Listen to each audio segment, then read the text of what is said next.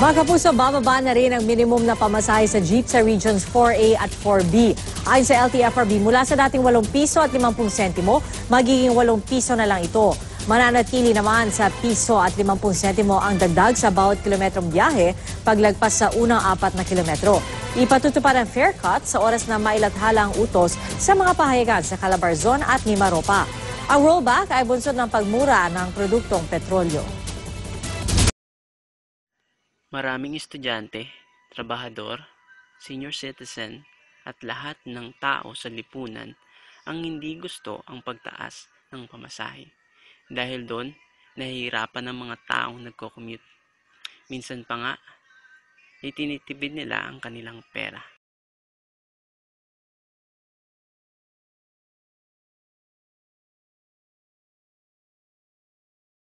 Bayad nga po. Bayad po. Kumaw estudyante. Kuya, bayad o. Bayad po. Ikaw, pre, bayad ka na, pre. Oo, pre, bayad na ako. Pre, bayad na, sus, Steve. Oo nga, pre, bayad na ako. Pre, di ka pa pwede. Kuya, di ba nagbabayad o, kuya? Mag-1, 2, 3 na nga lang ako. Kami din ang mga taong hindi nagbabayad.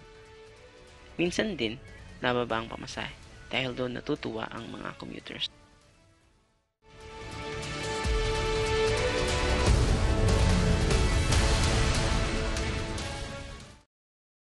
Taga saan?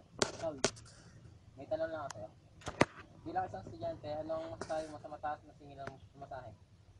Sana naman sa mga driver huwag silang ganun. Sana sila yung maging patas at ipatupad ang dapat na presyo ng pamasahe. Pangalawa, pabor ka ba sa pagtaas ng pamasahe? Siyempre, para sa akin yung estudyante, hindi. Kasi naasa rin ako sa magulang ko. Nagkatrabaho din yun. At sana huwag din silang magulang sa pang-araw-araw na ginagawa nila ang pamamasahe. Pangatlo, nakaranas ka na ba ng singilan ng malaki at labis ng driver? Siyempre naman, nung naalala ko nung ako'y unang papasok din sa Cavite, ang pamasahe sa bus, 12. Ay sa halip ay ginawa niyang 15. Siyempre, 3 pesos din yun. Siyempre, mayroon pa akong mabibili ng mga iba akong pangangailangan sa 3 pesos na yun. Pangapat, anong masasabi mo sa mga driver na naningal labis?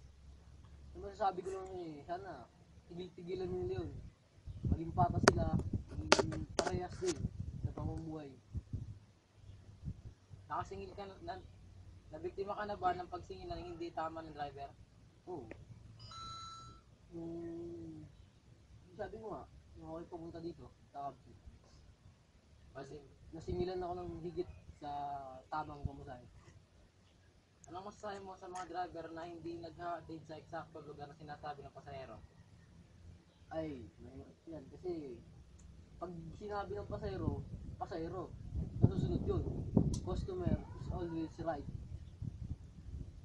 Bakit sa tingin mo, may mga driver na sumisingil ng hindi tama sa mga pasahero? Siyempre, hindi natin masisisi yun. May mga sabihin natin marami silang anak na pinag-aaral, marami silang anak na baslit, kailangan nila ng pangkain. Yung 3 pesos na yun sa magapon nila pamasasada, dadami yun hanggat makabili silang pansapat nilang pagkain. Gago. Ano po ang pangalan niyo? Si Revic Mark Bueno Villar. So, taga Baco. Magkano naman po ang binibigyan niyo pamasahe pag pumapasok pa kayo dito? Kasi taga Bacoor ako, tapos nag-uuwian pa ako. Siguro almost 100 yung pamasahe ko every day. Okay. May bibigyan lang po kayo ilang katanungan para sa inyo. Bilang isang estudyante, ano masasabi mo sa mataas na singil pamasahe? Pabor ka ba sa pagtaas ng pamasahe? Tinanong mo sa akin kung pabor ako dun sa pagtaas ng pamasahe. Siyempre, bilang isang estudyante, hindi ako papabor dun kasi piso lang ay mahalaga na sa akin. Tapos, ang layo pa ng biyahe ko. So, kung tataas pa yung presyo ng pamasahe, so maaari pang mabawasan yung allowance ko everyday. Okay. Next. Nakakaranas ka ba ng nasingilan ng malaki o labis ang driver? Anong masasabi mo sa mga driver na hiningin ng labis? Nako, yan. Kasi, alam mo yung pag nagbayad ka tapos buo yung bayad mo. Kunwari 20 pesos tapos ang dapat na pamasahe mo ay 9 pesos lang, pero ang isusukli sa'yo 10 pesos. Yung para ang sama sa loob mo, kahit piso lang yung piso lang yung sobra dun sa binayad mo, sinukli sa'yo ng driver, parang nakakasama ng loob. Sige pa. Anong masasabi mo sa mga driver na hindi naghahati sa eksaktong lugar na sinasabi ng pasahero? Minsan kasi hindi ko masisisi, lalo na pag mabilis yung magpatakbo ng driver, tapos papara ka. Siyempre hindi yung makakapag-preno ka agad, pero okay lang naman na ganun. Bakit sa tingin mo may mga driver na sumisingil na hindi tama sa mga pasahero? Siguro kahit piso na yung kulang sa ano nila. Siguro kasi gusto nila mas may kitain pa o mas malaki yung mauwi nila para sa pamilya nila. Ay kasama, nabiktima ka na ba ng pagsingil na hindi tama ng driver? Siyempre, madalas. Okay po, yan lang. Taga saan ka po? Sa General Trias Cavite. Magkano po ang pamasahe niyo? Papunta ko dito sa school at pabalik, 50 lahat-lahat. May konti katanungan lang po ako. Bilang isang estudyante, anong masasabi niyo sa pagtaas ng pamasahe? Kasi rin yan sa atin eh. Parang, mababawasan din yung baon natin. Yung parang, nahihirap eh. Kasi yun na nga, konti na nga lang bibigay sa yung baon. Tapos ang laki pa ng bawas mo sa pamasahe. Tapos madadagdagan pa ulit.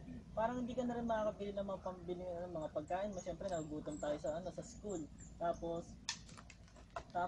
marami pang mga biglang mga bayarin sa school, mga handouts, mga ganun. Siyempre minsan kinakapos na rin.